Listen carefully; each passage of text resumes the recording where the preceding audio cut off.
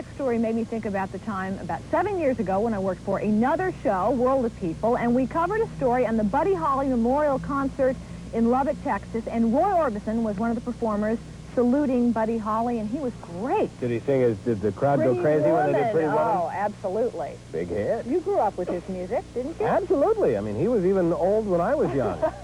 Well, at the age of 51, he's still going strong, and recently he was in Boston. Here's Roy Orbison. He's terrific. He's fabulous voice. Fabulous voice. Great presence. He puts on a super show. He sings like crazy and never moves. I think he's one of the greatest. I think that he's just as fantastic as Elvis Presley ever was. Pretty woman, walking down the street. Pretty woman, the kind of life to me. Pretty woman, I don't believe you, telling us the truth. No one could look as good as you. Mercy. At age 51, rock and roll legend Roy Orbison has been recording and touring for over 30 years, with hit songs that include Only the Lonely, Running Scared, Blue Bayou, and Oh Pretty Woman. He is one of the last of the early rockers who's still going strong. Are you lonely just like me?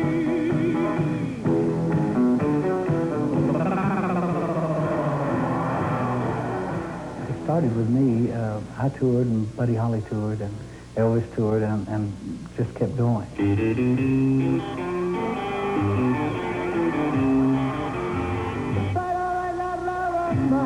La Bamba and Elvis's birthday and everything. The era that I grew up in, it seems to be, it seems that just now it's really being appreciated.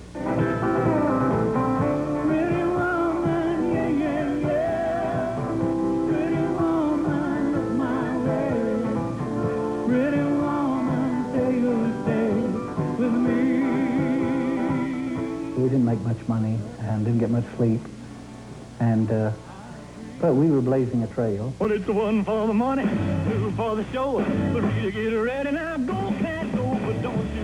I remember when Elvis used to tour in the South just locally, and then me and Johnny Cash and Carl Perkins and Jerry Lee, we would tour locally. By that I mean Tennessee, Texas, Arkansas.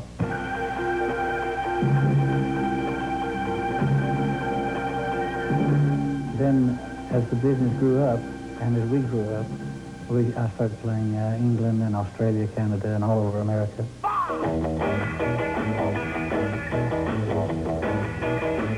It was in England in 1963 that the Beatles, who had yet to come to the United States, were the opening act for Roy Orbison. It was, if I can remember the brochure correctly, it was the Roy Orbison Beatles show. And Jerry and the Pacemakers were on the tour. And it sold out in about 3 hours. They asked me how they would get along in America, and I told them if they would keep their hair short like it was, it would seem long in America.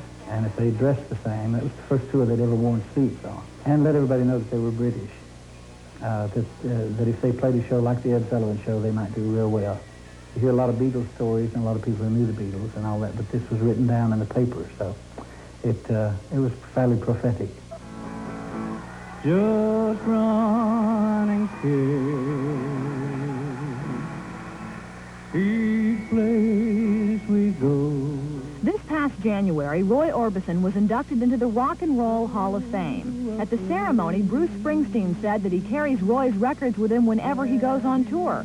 Bruce also said that in 1975, when he made Born to Run, he wanted to make a record with words like Bob Dylan that sounded like Phil Spector, but most of all, he wanted to sing like Roy Orbison. And my heart was breaking, which one would it be? You turned around and walked away with me. When people think of Roy Orbison, they think of his dynamic voice, which seems ageless. They also remember his string of hot hit singles. But no matter where he goes, people always want to know about his trademark sunglasses. I was flying to Alabama, Dothan, Alabama, in fact, in 1963, and I put my clear pair of glasses to the side and put the sunglasses on. And when I got to the place, well, I jumped off the plane and it flew away with my clear glasses. So I had to go on stage that night in dark glasses, and it was not cool in '63 to do that, especially in Alabama at the time. And then it wasn't cool to do in England, but I flew straight for the tour in England. They took all these photographs. They went around the world, so I was just sort of followed the image after that. Pretty woman, don't walk on by. Pretty woman, don't make me cry. Pretty woman, don't walk away. I've pretty well been a survivor anyway. But with me, I was a fan as well of the guys, and I really miss what Buddy Holly would have done, and what Elvis would have done, and all the guys. But at the same time, they left a legacy, and part of them we'll get to keep always. And Roy Orbison just keeps on rocking.